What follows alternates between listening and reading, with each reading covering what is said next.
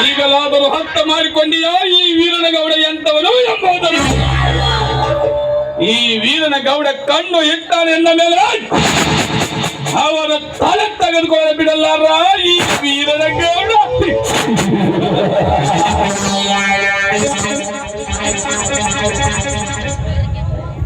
ಅರ್ಜುನನ ಬಾಣಕ್ಕೆ ಜಯರ್ಧನ ರುಂಡ ಹಾರಿದಂತೆ, ಶ್ರೀಕೃಷ್ಣ ಸುದರ್ಶನ ಚಕ್ರಕ್ಕೆ ಆ ಶಶಿಪಾಲನ ರುಂಡ ಕತ್ತರಿಸಿ ಹೋದಂತೆ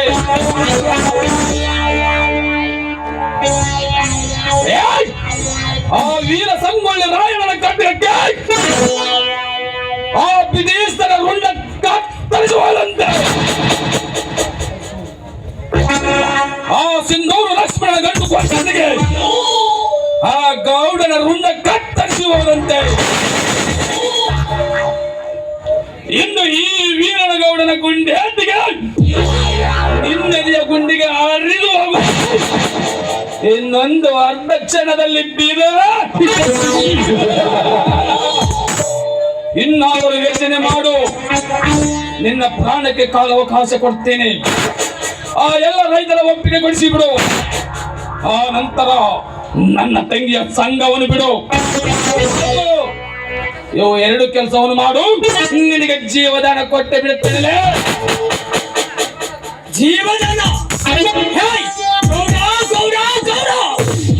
ನಿನ್ನಂತರ ಗುಂಡೇಟಿಗೆ ಪ್ರಾಣ ಭಿಕ್ಷೆ ಬೇಡುವುದು ನನ್ನ ವಂಶದಲ್ಲೇ ಇಲ್ಲ.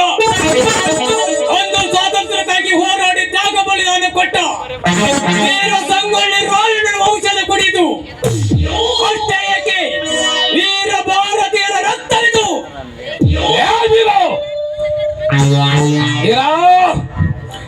ಇನ್ನಂತೆ ಪೌರುಷದ ಮಾತನ್ನು ಹೇಳಿ ಹೇಳಿ ಅವರ ಗುಂಡೇಟಿಗೆ ಬಲಿಯಾಗಿ ಸತ್ತು ಹೋದರು.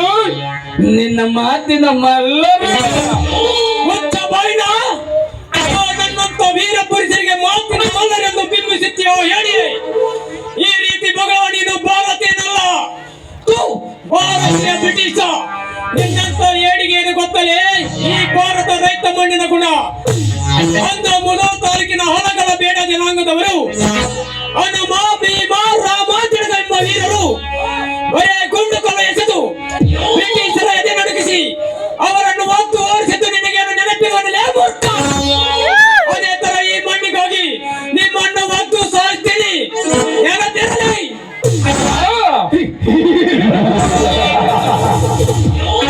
ಕಟ್ಟಿಸಿಕೊಂಡು ಇನ್ನು ಒಂದು ಹತ್ತು ಕ್ಷಣದಲ್ಲಿ ನನ್ನ ಮೇಲೆ ಸಾಯುತ್ತಿರುವಾಗ ನೀನು ನನ್ನ ಒದ್ದು ಸಾಯ್ತೀಯ ಅಮ್ಮ.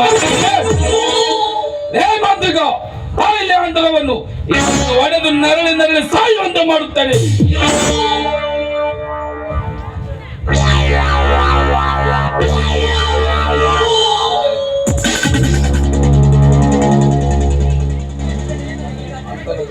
ಈ ಅಂಟರು ಏಕೆ ದನಿ? ನನಗೀಗ ಹಪ್ಪಣೆ ಕೊಡಿ. ಈ ಕತ್ತಿಯಿಂದಲೇ ಅವನ ನೆತ್ತಿಯನ್ನು ಸೀಳಿ ಬಿಡ್ತೀನಿ. ಇವನು ತೂ ಬಿಟ್ಟಾಗ ಬಗಲುವ ನಾಯೆ. ನಿನ್ನಂತ ಹೇಳಿಕೆಯನ್ನು ಗೊತ್ತಲೇ ಈ ಕುರಿಗಾರನ ತಾಕತ್ತು. ದಿನಾಲು ಹಿಂಡು ಕುರಿ ಹಾಲು ಕುಡಿದು ದಿನಾಲು ಮೂರು ಕಡೆ ಕುಸ್ತಿ ಬಗೆದು ಬೇರೆ ಶಕ್ತಿಯನ್ನು ನಿರ್ಮಿಸಿಕೊಂಡ ಪುಂಡ ಇವನು. ನೀನು ಗೊಂಡಸೆಯಾಗಿದ್ದರೆ ನನ್ನ ಮೇಲೆ ಎತ್ತಲೇ ನಿನ್ನ ಕತ್ತಿನ.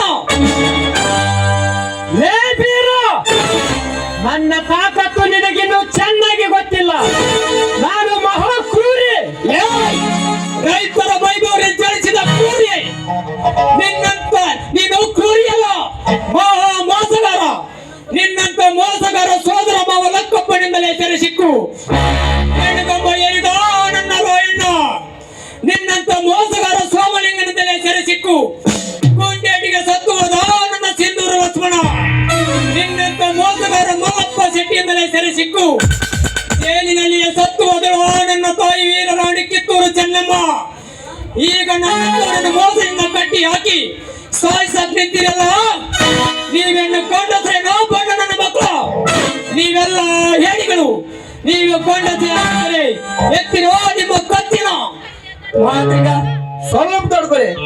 ಅವನು ರೂಢಿಗೆ ಬಾಳಾಗೈತಿ, ಅದಕ್ಕೆಲ್ಲ ನಮ್ ಗೌಡು ಸರಿಯಾಗಿ ಉತ್ತರ ಕೊಡುವುದೇನಿದೆ. ಈ ಗೌಡನ ವಂತವನು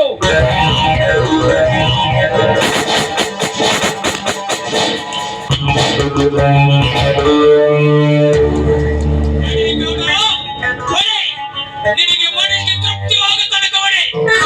ಆ ಹೊಡೆತಕ್ಕೆ ಎದುರುವ ಗಂಡಲ್ಲ ಈ ವೀರ. ಏಕೆ ಎದೆ ಬಾಯಿ ಬಡ್ಕೊಳ್ತೀವಿ? ಮುಚ್ಚು ಹಿಡಿದ ನಾಯಿ ತರ. ಇನ್ನೊಂದು ಸಲ ಈ ಕಬ್ಬಿಣ ಸರಪಳಿಯಿಂದ ನಿನ್ನ ಬೆಚ್ಚಿನವನು.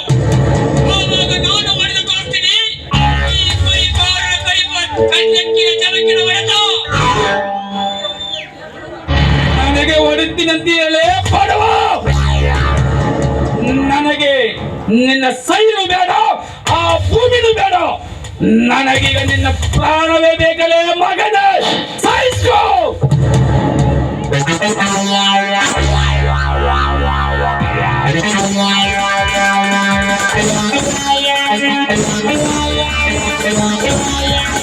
ಹೇ ಗೌಡು, ನಿಲ್ಲಿಸಲ ನಿನ್ನ ಈ ಹೇಳಿತನವನ್ನು. ಮತ್ತೆ ಬಿದ್ದ ಬಂದು ಕಣ್ಣಿ ಎತ್ತಲು ಮುಂದಾದರೆ ನಿನ್ನ ಪ್ರಾಣವನ್ನು ತೆಗೆದುಬಿಡಲಾರ ಮಗನೇ. ಶಶಿಧರ, ನೀನು ಹೌದು ನಾನೇ. ನಾನು ಈಗ ಆಗಿನ ಶಶಿಧರನಲ್ಲ, ಇನ್ಸ್ಪೆಕ್ಟರ್ ಧರ್ಮರಾಜನ ತಮ್ಮ ಇನ್ಸ್ಪೆಕ್ಟರ್ ಶಶಿಧರ. ಅಣ್ಣ, ನಿನ್ನ ಮನಸ್ಸಿನ ಮೇಲೆ ಬೇಗ ಮಾಡೋಣ ನಿನ್ನ ಹತ್ಯೆಯನ್ನು. ವೀರ, ಇಲ್ಲಿಯವರೆಗೂ ಪ್ರತಿಯೊಂದು ನುಡಿಯಲು ಧರ್ಮದ ನುಡಿ ಇದ್ದಿದ್ದ ನಿಜವಾದರೆ ಪತಿವೃತ ಶಿರೋಮಣಿಯಾದ ನಿನ್ನ ಅತ್ತಿಗೆ ಕೈತುತ್ತು ನಿನಗೆ ಅಮೃತವೇ ನಿಜವಾದರೆ ಪವಿತ್ರ ನಿನ್ನ ಎತ್ತ ತಾಳೆಯಾದ ಹಾಲಿನ ಶಕ್ತಿ ನಿನಗೆ ಆವರಿಸಿದರೆ